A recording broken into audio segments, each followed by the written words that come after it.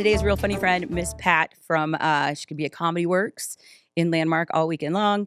And we were just talking off air, and I really need you to tell this story because we kind of talked about some of the famous people that you've worked with or you've seen. And the Bob Saget story is probably one of my favorite stories that I've heard from a comedian that because it's just so real life. It is. I started off doing Bob Saget podcast. So my PR person, you don't do Bob Saget. I said, what do Bob Saget want with me? I don't know if I can even talk to him. So I get on the podcast, totally great person. And as the podcast is wrapping up, I tell him I live in Indiana. The next week he playing Indiana. He said, well, why don't I come to your house for dinner? I'm like, dinner? Like Bob you inviting Saget? yourself, okay. I'm like, okay. And I'm thinking to myself, I don't even know how to cook. What do I cook, Bob Saget? So I immediately go to my son and say, in my family, I said, look, somebody really famous is going to come to the house. So I need you to make some really good food. But I wouldn't tell him who it was because, it's famous people. People's schedule change, and I didn't want to disappoint my family. Yeah. So I said, I'm not going to tell y'all who it is. So they guessing. They just guessing. Everybody black, everybody, Lil Wayne, everybody. And they never went to the white side. So I was like, yes, they're going to be surprised. Uh-huh. He get out of Uber, he ring the doorbell, and it open the door, and it's Bob Saget. And my family was like, what the hell? How did this happen, Bob? Yeah, they was like, Bob Saget? And my kids don't remember the show. I had some younger kids. They was like, hey, this man on TV? And he got some flowers, and I let him in. And we cooked some ribs, and nothing but soul food. And Bob Saget ate 3 plates. And I was like, he was like, this is so good. And I was like, what have you been eating? Asparagus? Yeah. and we sat there and we laughed the night away. Aww. We really did. He brought wine, and which we really don't drink wine with food, but we had a ball. And I would never forget that. I would never forget he came to my house in Indiana. And he was just like, just a normal person, like, hey, you're gonna feed me. I like Yes. it. And what was crazy because, in the Black culture, you don't go and get seconds or third unless you ask. Yeah. And you definitely, if you didn't wash your hand, you don't go in the kitchen. Yeah. So when Bob finished his first plate, he just got up and I want some more and got some more. And I'm looking like, you didn't wash your hand. You're touching my plates. Yeah, just tell me you want more. But I was like, well, I can't say nothing to Bob Saget. And I was like, sure, you can have some more. And he was like, this is good and this is good. And who cooked this? And I said, well, Bob, I didn't cook anything. My son cooked that. My daughter cooked that. Because you don't want my cooking, Bob. It'll be like your kids cooking.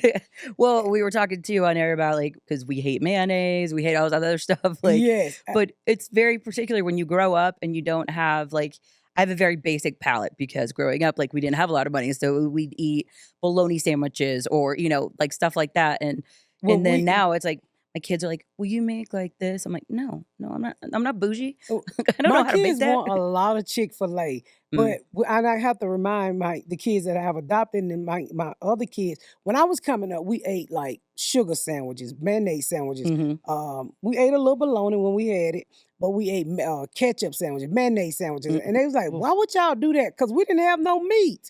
Yeah. And a lot of times you would, now people throw away the top bread. Mm-hmm. You did not. That was always emergency bread. Yeah. You would. And my mama had a thing. She said that piece of bread keep the rest of the bread fresh. The biggest lie was ever told. Yeah. But we really kept it in case we ever needed it. Mm-hmm. So we would have a whole loaf of end bread. Yeah. So when we ran, just in case. And so when we ran out of regular bread, we would eat the end breads. And you're like, it's still good. It's still good. It's still good. I tell my kids all the time, so we never ever rolled up in a McDonald's or Burger King. It had to be something really, really special. Like every time I ask my kids, just Uber eat us some Chick-fil-A. I have a 10-year-old that tells me to send her Chick-fil-A to school. I said, I'm not doing that. No. I said, you're going to have to eat school lunch like I did. Yeah. And you're going to have to act like it's the best meal that you have ever eaten in your life. Yep. But they have too many choices now. When I moved my kids to Indiana, it actually shocked me because they had a buffet line in the elementary school. And I was wondering why my kids was getting so fat because they was taking big scoops of the food. And so I went up there and I said, no, turn the spoon the other way. Y'all are killing my children. They done gained about 15 pounds this year.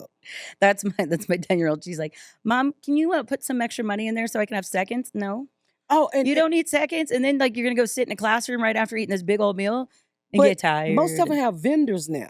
So they have the vendors that comes into the school, which is another bad thing because at least the school might try to have something healthy. But if you got a Chick-fil-A and eat all of these other brands everywhere, they're not going to eat that. So mine's always asking me money to go to the vendor. And I'm like, no, I'm going to pay for your school lunch and that's all you're going to get. Yeah. And then when you get home, we'll have like, fruits and vegetables, and which I'm surprised about. Like my girls will actually eat those. Growing up, it was like everything out of a can for us. If we had those, it was like, oh, peas in a can or green beans in a can. Like now they like, no, I want you to roast it. What? No. Learn how to cook then. They don't come home to no fruits and vegetables. I ain't gonna lie like that. Usually my fruit and vegetable go bad because they don't want to eat it. They love noodles. And I have one kid that has a palate of being, I call it being very poor. Like she loves to eat sardines. She loves to eat a Vienna sausage, polished meat. And I'm like, where did you get this from? I don't, but my husband will turn her on to it. And I was like, stop buying that garbage. She loves that stuff. Oh. I can't eat it because it gives me flashbacks. Yeah. My kids love ramen. Yes. And then I'm like, every time I do like love ramen noodle, I'm like, am I a bad parent? I'm like, nope, just a single mom trying to make it work right now. I mean, and it's something they can fix for themselves too. Because I really don't think kids today appreciate bologna. I really don't. Mine's, and I didn't know they even had bologna with different flavors until I moved to Indiana. I was like, y'all got garlic bologna? Y'all got this type of bologna? What kind of bougie bologna is this? So I started buying the other types of bologna, but they don't appreciate stuff like that. Yeah. No. They just kind of take it for granted a little bit more so now. Yeah, they won't eat sardines, but they'll eat salmon. Oh, okay. Yeah, my kids like, I eat smoked salmon, but I'm not eating no sardines. But that one child who has that old person palate, I think somebody died and they came back as her because all she eat is old people food with no teeth. Like no teeth in her mouth. She loves that crap. I'm still as an adult, I can't do it. Yeah, like I can't drink off-brand sodas. Just because it gives me flashbacks of being poor. Yeah. I would not eat off-brand ketchup, off-brand anything. And the biggest problem I had with my husband one time, he would go in to save 20 cents. He would buy, instead of buying Oreos, he would buy Twist the Night. What's the name of cookie? They call Twist and Shout. Yeah. They the fake Oreos. Yeah. And he would open them up and get mad because it was missing the cream. Well, you bought the off-brand, so nobody's checking to make sure the cream was in the cookie. Sometimes you just get two black cookies together, like they forgot the cream. It's weird the things that when we get older, like mine is a toilet paper thing. Really? Like my ex-husband would go and buy the cheapest toilet paper. I'm like, no. Like I'm a grown-up. I work all like 40 plus hours a week. I gotta get my Cottonelle. Yeah. Like that, like that's the one thing like I'm a stickler on. That and milk. For some reason, I'm like a bougie about milk because growing up, it was like whatever was on sale, almost expired. So now I'm like, no, I want fresh milk. Like I want like good milk. When I stayed in Indiana, they had a milkman. And they would come to your house with fresh milk and leave it on the doorstep. And then send you a text and let you know your milk. I thought that was very cool. They would leave lemonade and all kind of stuff. And the whole neighborhood had it. And so I joined in too. And I was like, this is just a little too much for me. And it was more expensive because you can go up to the store and get milk. Because in Indiana, that's where milk was very cheap, but it's still like $1. I do Royal Crest. I'm that neighbor that's like they come every morning. Yes. Oh yeah. I'm like that's like this stuff is too high. I'm going to the store. Again, that's like my milk thing. I don't know. It's weird. It was like my neighborhood in Indiana was like Desperate Housewives. You look out in the morning, everybody got their little groceries and stuff, and then they had a whole grocery truck that come to the house. What is going on with these people? Don't nobody go to the store no more. Too lazy to go. These are soccer moms. These are stay-at-home moms. Why you not going to Walmart? But I see you behind at Target and TJ Maxx. Oh my gosh, I love this. Get to know her, Miss Pat. She's gonna be at Comedy Works at Landmark. Just go get out and laugh. A nice little girls' night and go and check. And if you're a parent, lots of real truths happening there. You're not alone for sure. I mean, definitely if you're a parent, you want to come out and hear these crazy stories about my 4 crazy kids and my grandson who think I'm a sugar mama. So I will be there all weekend. Come check me out.